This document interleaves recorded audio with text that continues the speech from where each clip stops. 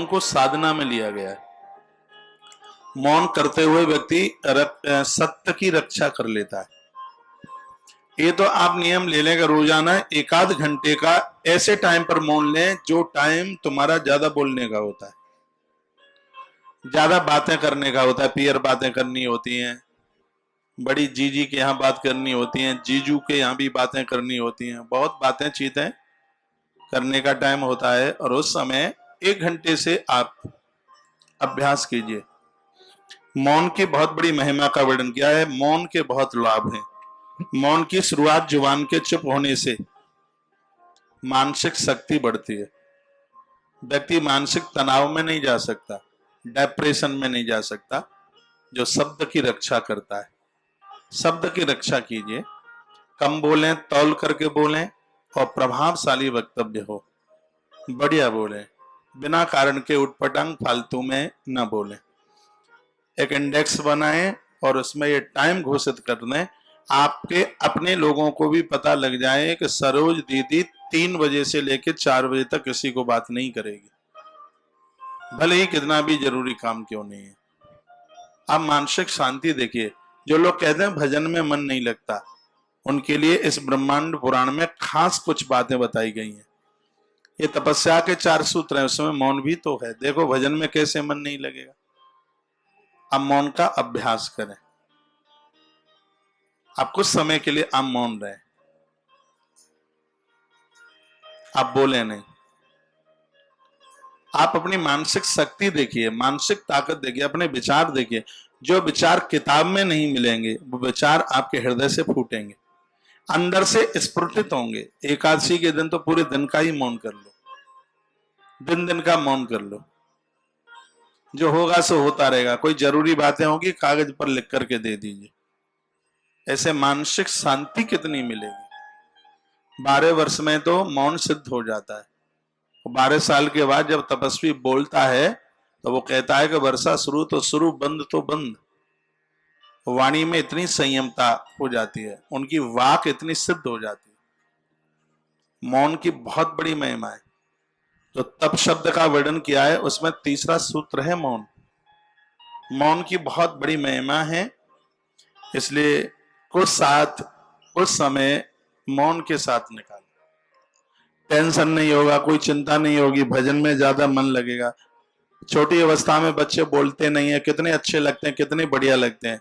और जिस दिन से वो बोलना शुरू कर देते हैं उसी दिन से वो दूर होते हुए जाते हैं। बोलेंगे तो तरह का ऐसा, कभी तो जहर उगल देंगे। वो समय बच्चे कितने अच्छे लगते हैं जिस समय वो बोलते नहीं है। उन्होंने फिर बोलना शुरू किया नहीं कि माथा गर्म हुआ नहीं। आप भी थोड़ा थोड़ा मौन रहेंगे, आप शब्द को जीतेंगे, आपका मस्तिष्क इतना संतुलित होगा, संसार को तो तुम प्यारे लगोगे ही, लेकिन भगवान को तुम बहुत प्रिय लगोगे। भगवान को बहुत अच्छे लगोगे, क्योंकि झूठ न बोलने वाले स्त्री पुरुष भगवान को बहुत प्रिय लगते हैं, बहुत अच्छे लगते हैं। और झूठ से बचने का यदि कोई प्रथम उपाय है तो मौन माख्यानम, उसका मतलब मौन का व्याख्यान है, मौन की महिमा है। मौन रहना सीख लीजिए। इस ग्रंथ में मौन के ऊपर बड़ा जोर दिया। ब्रह्मचर्यम जपो मौनम निराहारत्वमेव चः। आप तो सब मौन करते रहते ही होंगे, हफ्ते में 1 आध बार, 15 दिन में, महीने में है 1 आध 2 4 घंटे का तो मौन रखते होंगे। नहीं रखते हो तो रखना शुरू कर दीजिएगा। ये कथा इस ग्रंथ की जैसे जैसे आगे बढ़ेगी इसमें बहुत आनंद की अनुभूति होगी, इसमें बहुत अच्छा लगेगा। मौन के रहते हुए श्वासें जब अंदर रुक जाती हैं उससे फेफड़ा बहुत मजबूत होता है। शारीरिक स्वास्थ्य में देखा जाए तो मौन रहकर व्यक्ति श्वास जैसी बीमारी से नितांत फायदा उठा लेता है। उसको श्वास की बीमारी नहीं होती, उसके फेफड़े कमजोर नहीं होते। हम लोगों का बहुत ज्यादा असर फेफड़े के ऊपर होता है, क्योंकि अब हमें तो बोलना पड़ता है, ज्यादा ना चाहने पर भी बोलना पड़ता है।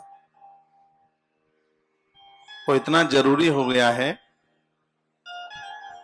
बोलना पड़ता है।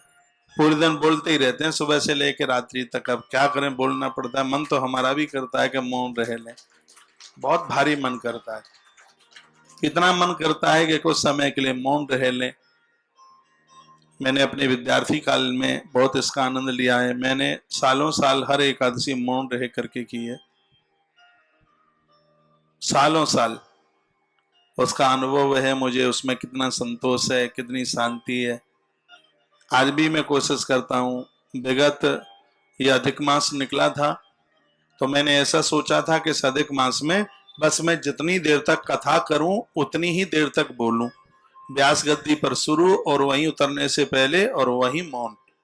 लेकिन वो नहीं चल पाया। 1-1.5 दिन तो चला, लेकिन हम मिलने वाले आए, कहा महाराज जी फिर मौन लेते रहना, हम इतनी दूर से आए, हम हैदराबाद से आए, हम फरीदाबाद से आए हैं और आप मौनी बन के बैठ गए, हम इतनी श्रद्धा से आए। तो फिर बोलना ही पड़ा और नहीं वो चल पाया। मन तो करता है मौन रहे, क्योंकि अब हम ग्रंथों में उसकी महिमा व्याख्यान पढ़ते हैं तो उसमें मन करता है मौन के लिए। मौन एक शक्ति है, मौन एक ऊर्जा है, मौन एक ताकत है।